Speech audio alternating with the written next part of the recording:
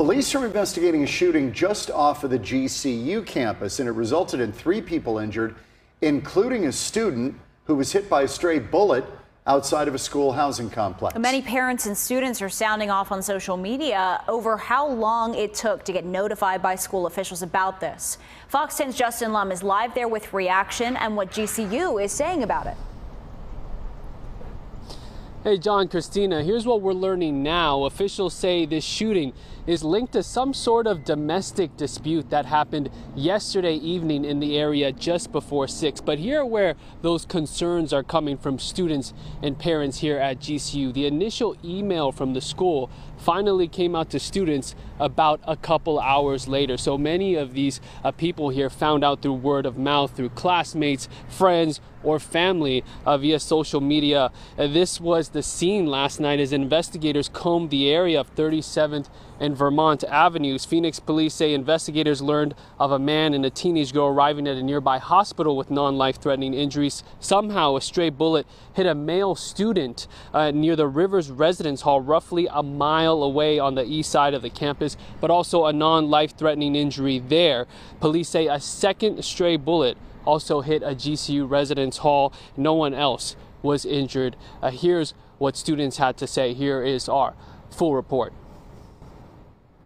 This was the scene last night as investigators combed the area of 37th and Vermont Avenues for shooting evidence. Phoenix police say investigators learned of a man and teenage girl arriving at a nearby hospital with non-life-threatening injuries. Somehow, a stray bullet hit a male student near the Rivers Residence Hall, roughly a mile away on the east side of the GCU campus. Also, a non-life-threatening injury. It could have been anyone. It could be anyone. I mean, pretty sure the person didn't expect that.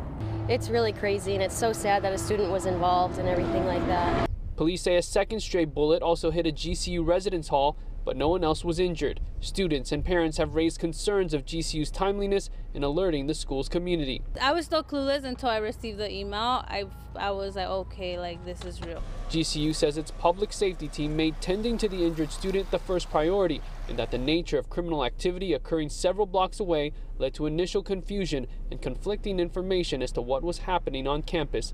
Officials say GCU leadership responded around 6:30 last night. It is slightly frustrating that we didn't know until a couple hours later. In a statement from GCU, officials say in part, an initial rave text alert was sent to students at 8:12 p.m., followed by communications via direct email, social media, and information posted on our GCU website. While we would have liked to disseminate that information to students sooner, we are satisfied that we were able to provide accurate information rather than misinformation while this unprecedented situation was still being sorted out. Students like Peyton remain aware walking in and out of campus. I think at night definitely is a bit more sketchy, but I just try to be with friends, never alone really.